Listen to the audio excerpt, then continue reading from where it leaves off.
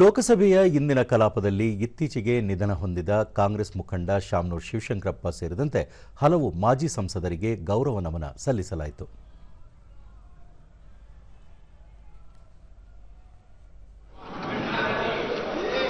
गहरा शोक व्यक्त करती है और शोक संतप्त परिवारों के प्रति अपनी गहरी संवेदना व्यक्त करती है. अब सभा दिवंगत आत्माओं के सम्मान में मौन रहेगी.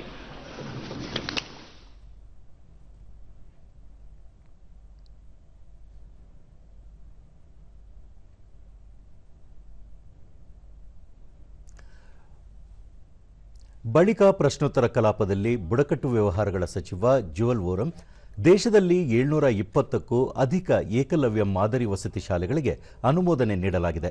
ಪ್ರಸ್ತುತ 440 ಏಕಲವ್ಯ ಶಾಲೆಗಳು ಕಾರ್ಯನಿರ್ವಹಿಸುತ್ತಿವೆ ಎಂದು ಮಾಹಿತಿ ನೀಡಿದರು.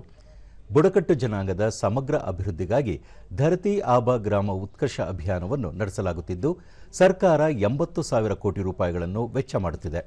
ಬುಡಕಟ್ಟು ಜನರಿಗೆ ಶಿಕ್ಷಣ, ಆರೋಗ್ಯ, ಮೂಲಸೌಕರ್ಯ ಸೇರಿದಂತೆ ಬುಡಕಟ್ಟು ಪ್ರದೇಶಕ್ಕೆ ಸಂಪರ್ಕ ಕಲ್ಪಿಸಲಾಗುತ್ತಿದೆ. ವಿವಿಧ ಸಚಿವಾಲಯಗಳ ಸಹಯೋಗದಲ್ಲಿ ದೇಶದ 500ಕ್ಕೂ ಅಧಿಕ ಜಿಲ್ಲೆಗಳಲ್ಲಿ ಈ ಯೋಜನೆ ಜಾರಿಗೆ ಬಂದಿದೆ.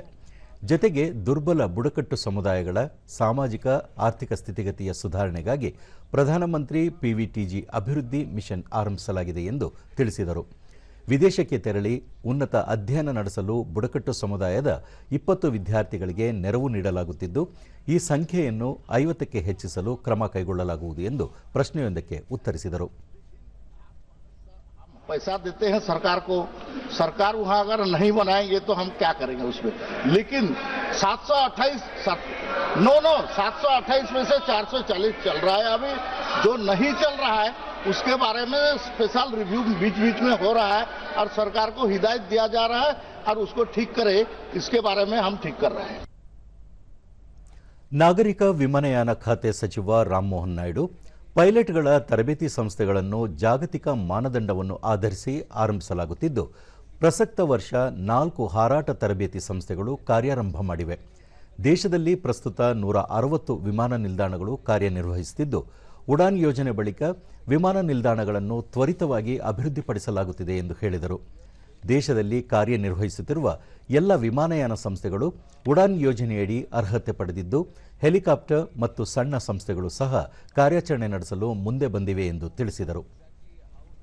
This issue is, and we have been from the ministry pursuing on this issue with the airlines also, and using the existing capacity between the two countries, especially to Kuwait, because when you talk about international travel, it is a bilateral agreement between both the countries on what destination should be allowed to be traveled, and we are totally trying from our side, from the ministry, as early as possible, we want to start the connectivity.